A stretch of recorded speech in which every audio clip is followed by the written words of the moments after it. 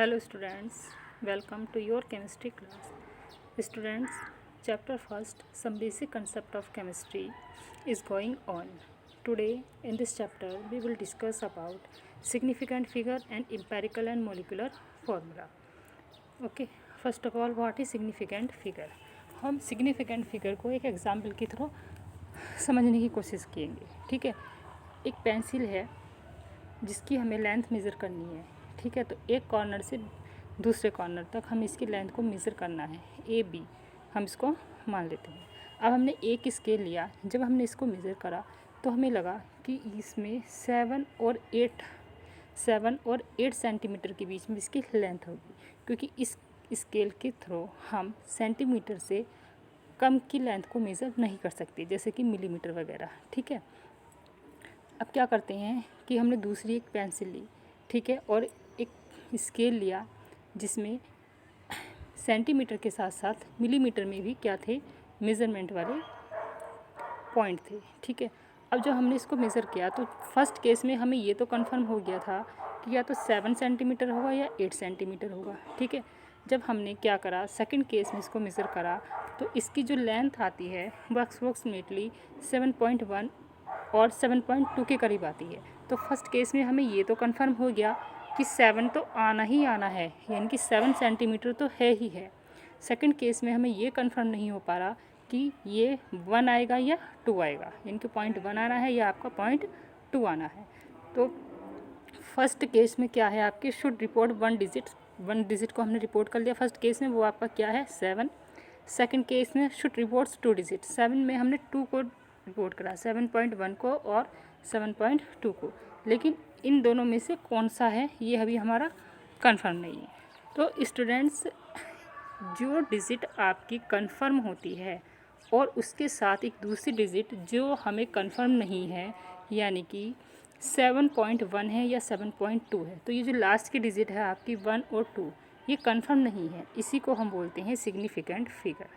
Okay, आगे चलते हैं. देखिए, सिग्निफिकेंट डिजिट 2 टाइप्स की होती है. एक है जैसे absolutely sure digit plus unsure digit. तो जो हमारा क्वेश्चन आया था 7.1 और 7.2, तो इसमें जो 1 वाली है वो आपकी एब्सोल्युटली श्योर डिजिट है, जबकि ये जो 1 है और ये 2 है वो अनश्योर डिजिट है, यानी कि ये आपकी चेंज हो सकती है, वेरिएबल. ओके, अब क्या है कि रूल्स होते हैं इसके कुछ. ठीक है, सिग्निफिकेंट क्या होता है तो नंबर ऑफ सिग्निफिकेंट डिजिट कितनी है, कैसे होती हैं. तो फर्स्ट रूल है आपका non zero digit in a number are significant. ठीक है, किसी भी नंबर में जो आपकी नॉन जीरो डिजिट, जो कि जीरो नहीं है, एनी नंबर, कोई भी नंबर होती हैं, वे सभी क्या होती हैं, सिग्निफिकेंट फिगर होती हैं. जैसे इसके लिए एक एग्जाम्पल है 25.28. तो 25.28 में पॉइंट के लेफ़्ट एंड राइट दोनों नॉन जीरो डिजिट हैं. ठीक है, तो पॉइंट की तो हमने बात ही नहीं करी, हमने तो ये कहा है कि नॉन जीरो डिजिट जितनी भी होती हैं आपकी सभी सिग्निफिकेंट होती हैं. ठीक है, तो इसमें अगर हम बात करते हैं कि टोटल सिग्निफिकेंट डिजिट कितनी है, ठीक है, तो वो आ जाएगा आपका 4. टोटल सिग्निफिकेंट डिजिट आ गई आपकी 4, तो यानी कि 4 नॉन जीरो, जहाँ की 4 जो है वो नॉन जीरो वैल्यू है, इनमें से कोई भी जीरो नहीं है. सेकंड रूल क्या है, सेकंड रूल है बिटवीन 2 नॉन जीरो डिजिट. ठीक है, बिटवीन 2 नॉन जीरो डिजिट, जैसे कि वो आपकी सिग्निफिकेंट होती हैं, बिटवीन 2 नॉन जीरो डिजिट. तो 2 नॉन जीरो डिजिट के बीच की में अगर आपका जीरो आता है तो वो भी आपकी सिग्निफिकेंट फिगर है. देखो ये दिया है ना, बिटवीन 2 नॉन जीरो डिजिट, यानी कि 2 नॉन जीरो डिजिट के बीच में अगर आपकी जीरो डिजिट है तो वो आपकी सिग्निफिकेंट फिगर होगी. ठीक है, जैसे इसका एक एग्जांपल अगर हम मान लेते हैं, जैसे कि 26.078. ठीक है, तो ये भी आपकी नॉन जीरो है, ये भी आपकी नॉन जीरो है, तो इसके बीच में आपका ये जीरो आ रहा है, तो ये आपकी सिग्निफिकेंट है. जीरो क्या है, सिग्निफिकेंट में काउंट होगा. या अगर हम बात करते हैं कि 708, तो यहाँ पर ये जीरो ये सिग्निफिकेंट है, ये दोनों तो सिग्निफिकेंट है ही हैं, लेकिन ये जीरो भी आपका सिग्निफिकेंट है. ठीक है। तो यहाँ पर टोटल आपकी सिग्निफिकेंट नंबर जितने भी हैं आपकी सब इंक्लूड हो जाएंगी, ठीक है। नेक्स्ट आता है rule 3, all zero after decimal at the end, ठीक है। यानी कि कितने ही जीरो हों डेसिमल के एंड के बाद अगर हैं वो, तो वो सभी सिग्निफिकेंट जीरो हैं। जैसे कि देखिए 5.200, ठीक है। तो पॉइंट के बाद एक आपकी नंबर है, नॉन जीरो नंबर है, उसके बाद आपके जितने भी जीरो होते हैं वो सब आपके सिग्निफिकेंट कहलाते हैं, ठीक है। तो ऑल जीरो, सभी जीरो, आफ्टर डेसिमल, डेसिमल के बाद में, और एट द एंड, जो कि एंड में आ रहे हैं आपके, तो वो आपके क्या होते हैं, सभी सिग्निफिकेंट होते हैं। तो यहाँ पर अगर हम बात करते हैं 1 2 3 4, तो 2 आपके जीरो हैं लेकिन वो पॉइंट के बाद में हैं और एक एंड पर हैं, ठीक है। तो ये आपके क्या हैं, सिग्निफिकेंट है। तो 2 तो आपके जीरो इंक्लूड हो गए और एक 2 हो गया और एक आपका 5 हो गया। तो टोटल सिग्निफिकेंट डिजिट कितनी हो गई, 4 हो गई। यानी कि अगर हम कह दें कि राइट हैंड साइड पर अगर होते हैं, ठीक है, पॉइंट के राइट हैंड साइड की तरफ अगर आपके जीरो आते हैं तो वो सब सिग्निफिकेंट में आते हैं, ठीक है। Next rule number 4, rule number 4 में है वैल्यू जो है वो 1 से कम होनी चाहिए। तो फर्स्ट नॉन जीरो डिजिट, यानी कि ऑल जीरो बिफोर, ठीक है। यानी कि फर्स्ट नॉन जीरो डिजिट, पहली डिजिट अगर आपकी नॉन जीरो है, ठीक है, और उससे पहले अगर आपके जितने भी जीरो हैं तो वो सब नॉन सिग्निफिकेंट में आते हैं।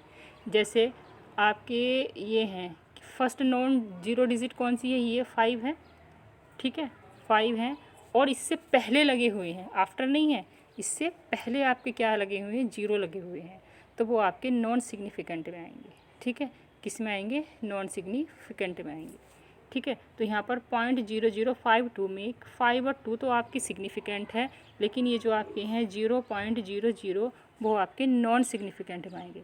तो अगर हम यहाँ बात करते हैं टोटल सिग्निफिकेंट डिजिट की, तो यहाँ पर टोटल सिग्निफिकेंट डिजिट आपकी 2 है, ठीक है। अगर ये जीरो आपके आफ्टर होते हैं, नॉन जीरो डिजिट से आफ्टर होते हैं या पॉइंट के आफ्टर होते हैं, पॉइंट के आफ्टर हैं लेकिन वहाँ पर नॉन जीरो डिजिट भी आ गई, तो अगर नॉन जीरो डिजिट के आफ्टर अगर ये जीरो होते हैं आपके तो वो सिग्निफिकेंट में आते हैं, लेकिन नॉन जीरो डिजिट के कहाँ हैं, बिफोर हैं। तो नॉन जीरो डिजिट के बिफोर जितने भी आपकी जीरो होते हैं वो सब नॉन सिग्निफिकेंट में आते हैं, ओके।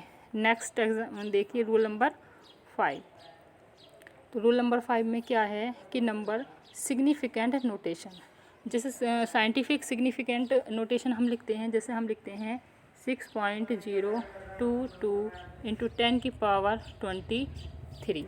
तो स्टूडेंट्स 10 की पावर में आपके ये जितने भी जीरो आते हैं, क्योंकि हम 23 को हम ऐसे भी तो लिख सकते हैं ना, 1 2 3 4 5 6 7, कितने जीरो लगाएंगे, 23 लगाएंगे।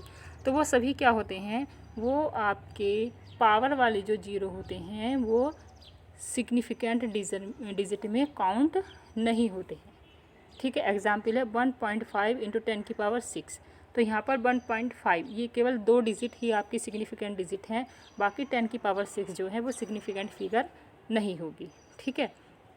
6 जीरो जो हैं यानी कि 10 की पावर 6 हैं वो आपके सिग्निफिकेंट डिजिट नहीं है, 1 एंड 2 ही आपकी सिग्निफिकेंट फिगर डिजिट है, ओके। नेक्स्ट रूल है आपका number without decimal last non zero digit, ठीक है। नंबर विदाउट डेसिमल, अगर कोई नंबर ऐसी है जिसमें डेसिमल नहीं है तो लास्ट नॉन जीरो डिजिट, तो all zero after non significant, ठीक है। कि एक ये नंबर है, देखो इसमें क्या है कि कोई भी आपका डेसिमल नहीं है, उसके बाद में अगर किसी नॉन जीरो डिजिट के बाद में जितने भी जीरो आते हैं वो सभी सिग्निफिकेंट नहीं होते, वो सब आपके क्या होते हैं, नॉन सिग्निफिकेंट होते हैं। तो ये लिखा है ना कि नंबर विदाउट डेसिमल, एक नंबर है जो जिसमें डेसिमल नहीं है, last non zero digit, last की जो नॉन जीरो डिजिट है, ठीक है, उसके बाद जितने भी आपके जीरो हैं वो सबके सब नॉन सिग्निफिकेंट होंगे, ठीक है। तो 5200 सेंटीमीटर अगर है तो यहाँ पर सिग्निफिकेंट फिगर केवल 5 और 2 है, ये 0 आपके सिग्निफिकेंट फिगर नहीं है, ठीक है। तो यहाँ पर आपकी 2 आ जाती है। तो अगर हम एक देखें गोल्डन रूल्स की बात करें, पूरी की पूरी समरी करें, तो non zero digit always significant, जितने भी आपके नॉन जीरो डिजिट हैं सभी क्या है, सिग्निफिकेंट है। जीरो सिग्निफिकेंट कहाँ कहाँ होगा, अगर वो दो नॉन जीरो डिजिट के बीच में आए या आफ्टर डेसिमल आए, एट द एंड आए, तब तो वो आपका जीरो सिग्निफिकेंट है, अदरवाइज़ वो नहीं है। एग्जाम्पल में देख लो, जैसे 7.02 यहाँ पर जीरो सिग्निफिकेंट है और आपकी सिग्निफिकेंट फिगर आ गई 3। 7.20 यहाँ पर भी जीरो आपका सिग्निफिकेंट है, क्योंकि यहाँ पर क्या है, एक तो इस वाले डिजिट में पॉइंट है और वो आपके राइट हैंड पर है। 0.072 यहाँ पर आपका जीरो सिग्निफिकेंट नहीं है। क्यों नहीं है, क्योंकि वो नॉन जीरो डिजिट से पहले है। ठीक है, इसी तरह से एक ये हो सकती है 7200, यहाँ पर एक तो ये पूरी नंबर जो है इसमें कहीं पर भी पॉइंट नहीं है और लास्ट की जो नॉन जीरो डिजिट है यानी कि 2, उसके बाद आपके जितने भी जीरो हैं वो आपके सिग्निफिकेंट में काउंट नहीं होंगे। ओके, तो नेक्स्ट है अब आपका, यहाँ पर आपके ये सिग्निफिकेंट फिगर वाला पूरा का पूरा आपका कंप्लीट हो गया है। अब इसके बाद आता है फॉर्मूलाज, यानी कि मोलिकुलर फार्मूला और empirical formula. Student, percentage composition allows you to calculate the simplest ratio among the atoms found in compound. ठीक है, जब हम किसी का भी परसेंटेज कंपोजिशन निकालते हैं तो हम उसमें ये देखते हैं कि उस एलिमेंट्स में कितने नंबर ऑफ एटम्स, किसी भी एलिमेंट के कितने नंबर ऑफ एटम्स प्रेजेंट है। तो सबसे पहले हम क्या करते हैं कि जब हम किसी का भी वो वहाँ पर वेट वगैरह रखते हैं तो हम उसको सिंपलेस्ट फॉर्मूले में तोड़ते हैं। ठीक है, तो किसी भी कंपाउंड का जो सिंपलेस्ट रेशो फार्मूला होता है वही आपका एम्पेरिकल फार्मूला होता है। जैसे formula of a compound that express lowest whole number ratio of atom. ठीक है, और मोलिकुलर फार्मूला क्या है, actual formula of a compound showing the number of atoms present. Molecular फार्मूले में ये है कि किसी भी कंपाउंड में एक्चुअल नंबर ऑफ एटम्स कितनी कितनी होती है। ठीक है, जैसे हम बात करें C4H10, ये आपका मोलिकुलर फार्मूला है। ठीक है, लेकिन अगर हम इसके एम्पेरिकल फार्मूले की बात करते हैं तो अगर हम इस फार्मूले को 2 से डिवाइड करते हैं तो इसकी भी सिंपलेस्ट रेशो आ जाता है और इसका भी, तो ये बन जाता है C2H5। C2H5 क्या है, एम्पेरिकल फार्मूला है, यानी कि अब हम इसको इससे कम में नहीं डिवाइड कर सकते। ठीक है, 2 से कम नंबर कोई नहीं हो सकती, 5 से कम नंबर इक्वली डिवाइड नहीं हो सकता, क्योंकि हमने देखो यहाँ पर 4 और 10 दोनों को ही 2 से डिवाइड किया गया है, तो हमारा 2 और 5 आ गया है, इसलिए ये सिंपलेस्ट होल रेशो है। तो ये होता है आपका मोलिकुलर फार्मूला। ठीक है, इसी तरह ग्लूकोज की अगर हम बात करते हैं तो C6H12O6, ये आपका मोलिकुलर फार्मूला है, लेकिन इनमें से सबसे कम नंबर कौन सी है, 6 है। उस 6 से ही सबको डिवाइड कर दो तो इसका सबसे सिंपल फॉर्म आ गई C2O, CH2O। ठीक है, CH2O क्या है, वो इसका एम्पेरिकल फार्मूला है। इसी तरीके से हम बात करते हैं H2O2 की, हाइड्रोजन पेरोक्साइड की, तो इसमें सबसे कम नंबर वही है, 2 है, 2 है, तो 2 से ही डिवाइड कर दो तो H और O आ गया। तो ये HO जो है वो हाइड्रोजन पेरोक्साइड का सबसे सिंपल फॉर्म है। ओके, नेक्स्ट आता है, कुछ एग्जाम्पल दिए गए हैं यहाँ पर।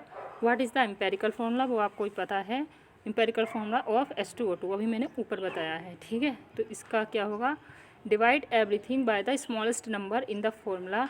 ठीक है, इन दिस केस 2, इस केस में क्या है, 2 से ही डिवाइड करेंगे हम, तो dividing through by 2 gives HO, हमारा HO आ जाएगा। ये अभी मैंने ऊपर एक्सप्लेन कर दिया है।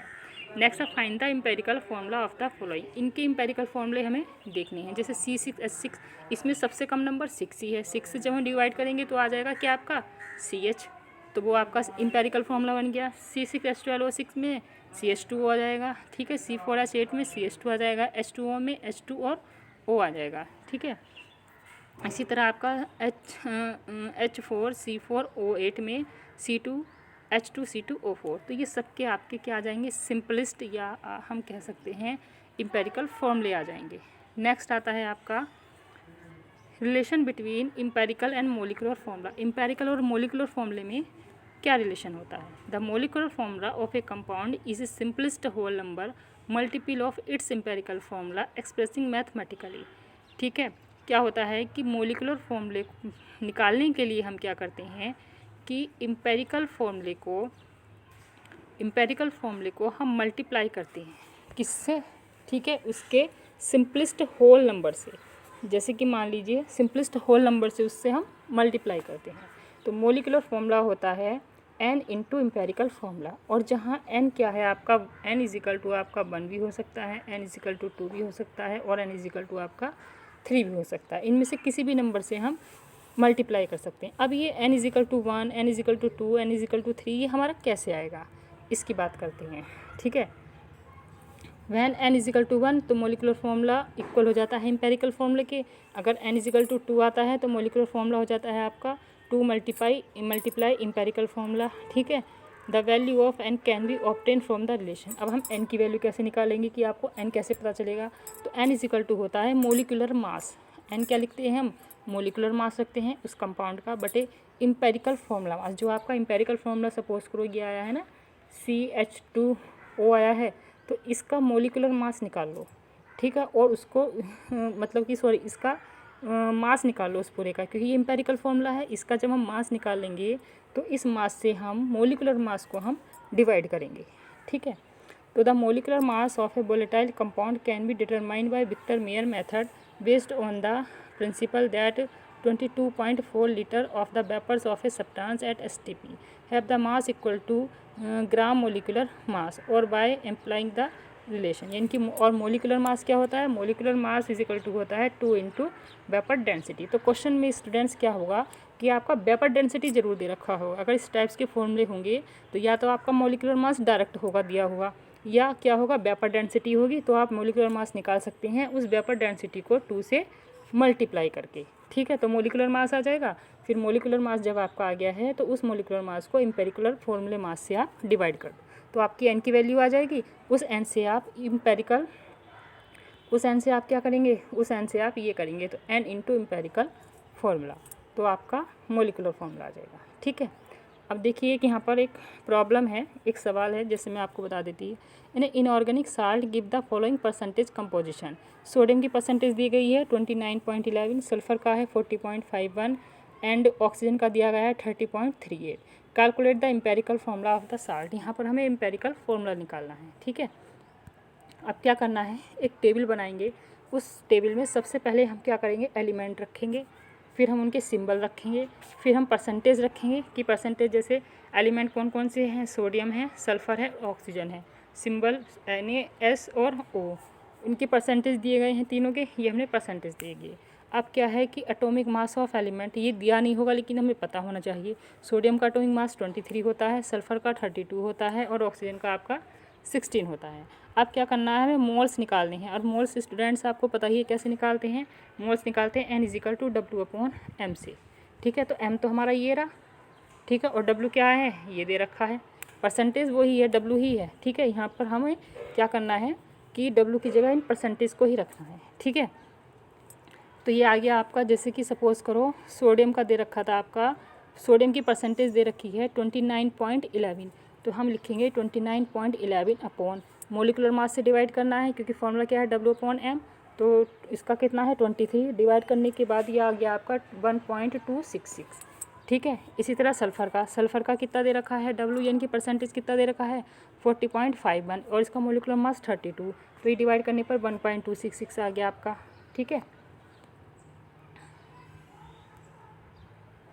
इसी तरीके से आपका ऑक्सीजन की परसेंटेज दे रखी है 30.38, उसका मोलिकुलर मास है 16, तो ये डिवाइड करने पर आपका ये आ जाता है। ठीक है, तो ये आ गया। अब क्या करना होता है कि हमें सिंपलेस्ट मोलर रेशो निकालना है।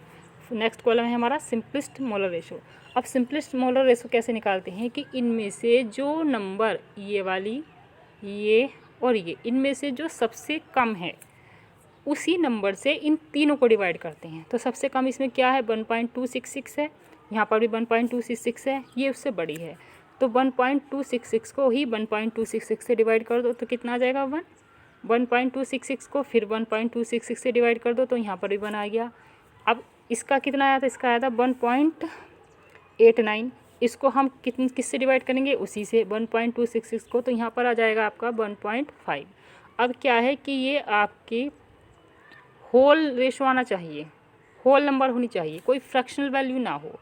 ठीक है, तो 1 तो आपकी क्या है, होल है, ये वाला 1 भी आपका होल है, लेकिन ये आपकी फ्रैक्शनल है। ठीक है, ये पॉइंट में है।